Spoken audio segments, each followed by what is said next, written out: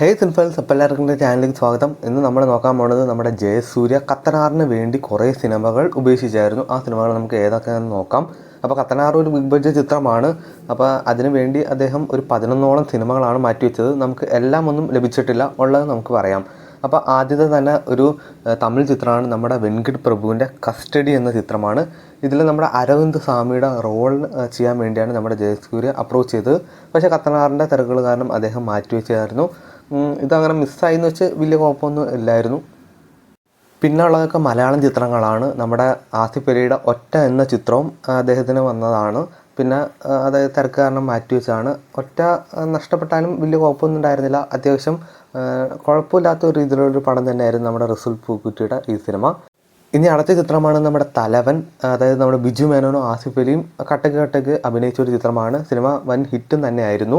നമ്മുടെ ജിസ്ജോയുടെ ഒരു ഫിലിമാണ്. ഇതും നമ്മുടെ ജയസൂര്യക്ക് മിസ്സായ ഒരു ചിത്രമാണ്. കാരണം അത്യാവശ്യം നല്ലൊരു പടം തന്നെയായിരുന്നു. എനിക്കൊരു ആവറേജ് ആയിട്ടാണ് തോന്നിയത്, എങ്കിലും അത്യാവശ്യം നല്ല ഹിറ്റായ ഒരു പടം തന്നെയാണ്. അപ്പോൾ തലവൻ അദ്ദേഹത്തിനൊരു മിസ് തന്നെയായിരുന്നു. ഇനി അടുത്ത ചിത്രമാണ് നമ്മുടെ ടൊവിനോയുടെ അന്വേഷിപ്പിൻ കണ്ടത്. അത്യാവശ്യം കിടിലൻ ഒരു ഇൻവെസ്റ്റിഗേഷൻ ചിത്രം തന്നെയായിരുന്നു. ഇതും അദ്ദേഹത്തിന് നല്ലൊരു മിസ് ചിത്രം തന്നെയായിരുന്നു. അപ്പോൾ ജയസൂര്യ ഈ ഒരു പോലീസ് റോള് ചെയ്തെങ്കിൽ മികച്ച തന്നെയാണ് നിൽക്കുകയുള്ളൂ. എങ്കിലും ടൊവിനോ നല്ലതായിട്ട് ചെയ്തായിരുന്നു.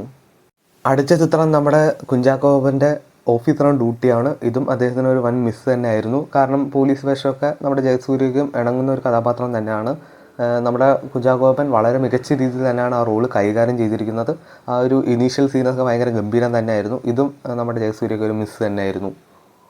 ജയസൂര്യക്ക് ഉപേക്ഷിക്കേണ്ടി വന്ന അടുത്ത ചിത്രം നമ്മുടെ ജയ് ഗണേഷാണ്. നമ്മുടെ ഉണ്ണി മുകുന്ദൻ അത്യാവശ്യം നല്ല കിടിലനായിട്ട് അഭിനയിച്ച ഒരു ചിത്രമാണ്.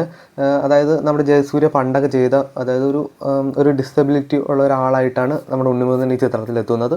അപ്പോൾ ജയസൂര്യ മുൻ ചിത്രങ്ങളൊക്കെ ചെയ്തതുപോലെയുള്ള പരിപാടി തന്നെയാണ്. അപ്പോൾ അദ്ദേഹത്തിന് എന്തായാലും ഈ റോള് മികച്ചതാക്കാൻ പറ്റുമെന്ന് നമുക്ക് ഉറപ്പാണ്. ഇത് ഒരു കുഴപ്പമില്ലാത്തതാണ്, അത്യാവശ്യം ഒരു ഹിറ്റ് തന്നെയാണ്. പിന്നെ അദ്ദേഹത്തിന് വന്ന സിനിമയാണ് ആട്ടം. നമ്മുടെ വിനയ് ഫോർട്ടും പിന്നെ ഒട്ടനവധി താരങ്ങൾ നല്ല മികച്ച പെർഫോമൻസും മികച്ച ചിത്രവും മികച്ച സ്ക്രിപ്റ്റുമായിരുന്നു. അപ്പോൾ ഇതും അദ്ദേഹത്തിന് ഒരു വൻ മിസ് തന്നെയായിരുന്നു. അപ്പോൾ കത്തനാറിന് വേണ്ടി ഒട്ടനവധി ചിത്രങ്ങൾ ജയസൂര്യ അങ്ങനെ ഉപേക്ഷിക്കേണ്ടി വന്നു. എന്തായാലും ഈ ഗുണങ്ങളൊക്കെ എന്തായാലും കത്തനാറിന് ഉണ്ടാവട്ടെ. അപ്പോൾ എന്തായാലും നമുക്ക് കത്തനാർ എന്ന സിനിമയ്ക്ക് വേണ്ടി വെയിറ്റ് ചെയ്യാം.